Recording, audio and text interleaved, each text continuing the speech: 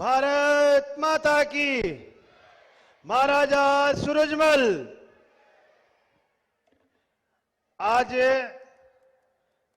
इस ब्रज विश्वविद्यालय भरतपुर के महाराजा सूरजमल जी के इस मूर्ति अनावरण के मौके पर हमारे बीच में हमारे यशस्वी मुख्यमंत्री, जिन्होंने इस अल्प समय में ही कई कल्याणकारी योजनाएं देकर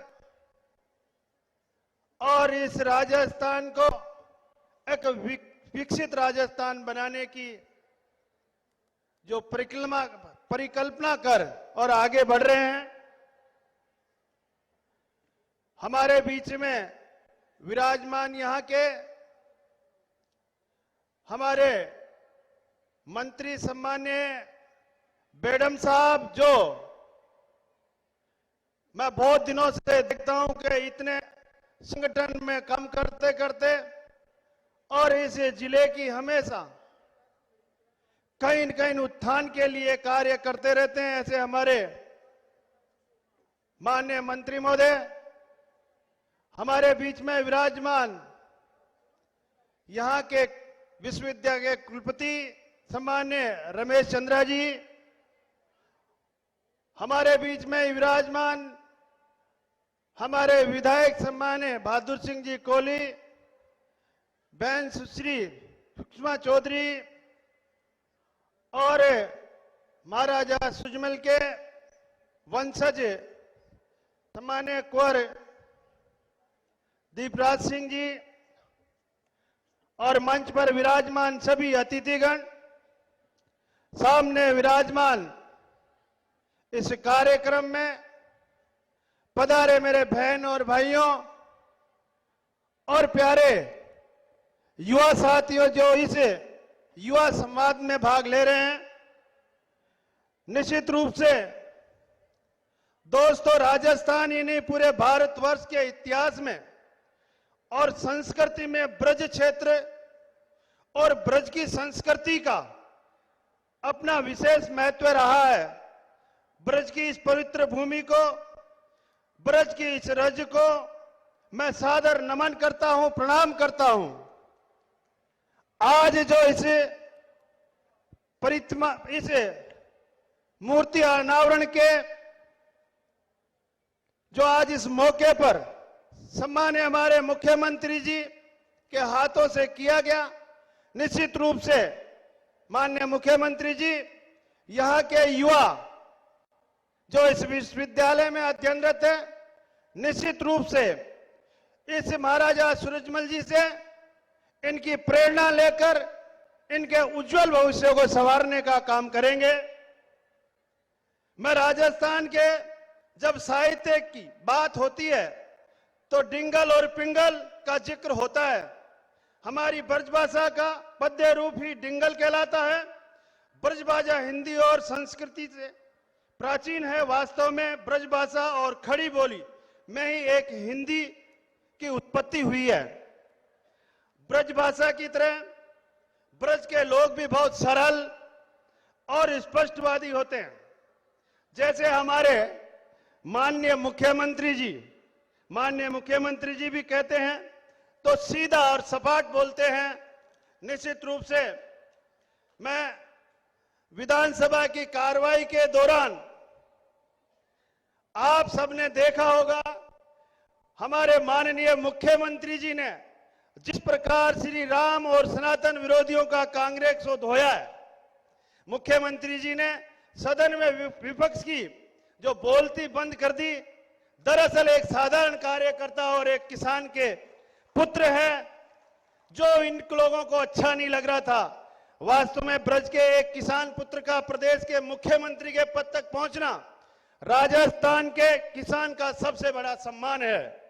पूरे भारतवर्ष के किसानों और इस वर्ग को गर्व होना चाहिए। मोदी जी के नेतृत्व में नए विकसित भारत के निर्माण का संकल्प लिया है और आजादी के इस अमृत काल में हम सबको मिलकर इस संकल्प को पूरा करना है। तभी सबका साथ, सबका विश्वास और सबका विश्वास, सबका प्रयास सफल होगा।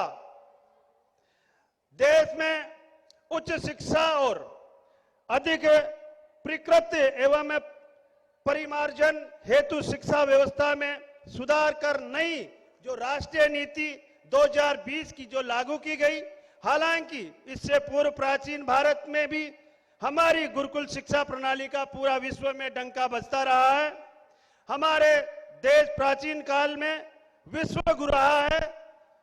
उस समय प्राचीन भारतीय शिक्षा केंद्रों की प्रसिद्धि विश्व भर में फैली। मगध बौद्धकालीन शिक्षा का प्रमुख केंद्र रहा। यहां उस काल के दो प्रमुख विश्वविद्यालय नालंदा विश्वविद्यालय तथा विक्रमशील विश्वविद्यालय प्रसिद्ध थे। यहाँ के विश्व के कई देशों के लोग विद्या ग्रहण करने के लिए आते हैं।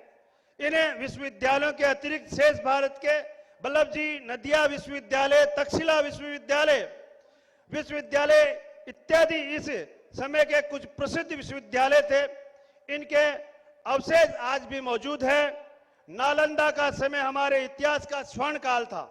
उस समय मुस्लिम अकांता, बख्तियार खिलजी जैसे नालंदा विश्वविद्यालयों में आग लगा दी थी।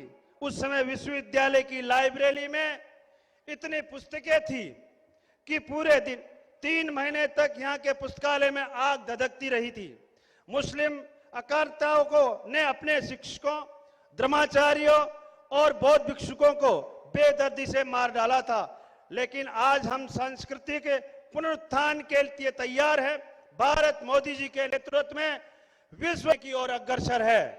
हमारे यशस्वी प्रधानमंत्री जी श्री नरेंद्र मोदी जी कहते हैं कि श्री राम लाला मंदिर मानवीय मूल्य और उच्चतम आदर्शों का प्रतीक है। यह मंदिर सिर्फ एक भगवान का मंदिर नहीं है, यह भारत की दृष्टि से भारत के दर्शन, भारत की दिशा का मंदिर, भारत की चेतना का मंदिर। यह राम भारत की आस्था और राम भारत की नींव है। हमारे लिए राम एक विचार है, राम भारत का कानून, राम भारत की चेतना, राम भारत की सोच, राम भारत की प्रतिष्ठा, राम भारत की महिमा, राम भारत की प्रवाह, राम भारत का प्रभाव। राम नीति भी है, राम नीति भी है। राम शाश्वत है, राम निरंतरता भी है और राम सर्वव्यापक है। राम जगत है, राम विश्वास है, विश्वात्मा है। अध्यात्मता की धरती पर श्री राम का भव्य मंदिर बन गया। अब मुझे लग रहा है कि समय चक्र बदल गया है। इस कृष्ण जन्मभूमि मथुरा में भी भगवान श्री कृष्ण का भव्य मंदिर बनेगा। यहीं से एक सशक्त, सक्षम और भव्य, दिव्य और विकसित भारत के निर्माण का आगाज होगा। आइए हम संकल्प लेते हैं कि हम अपने जीवन का प्रत्येक क्षण राष्ट्र निर्माण के लिए समर्पित करें। जय बोलो बंसीवाले बाबा की, जय हिंद, जय भारत।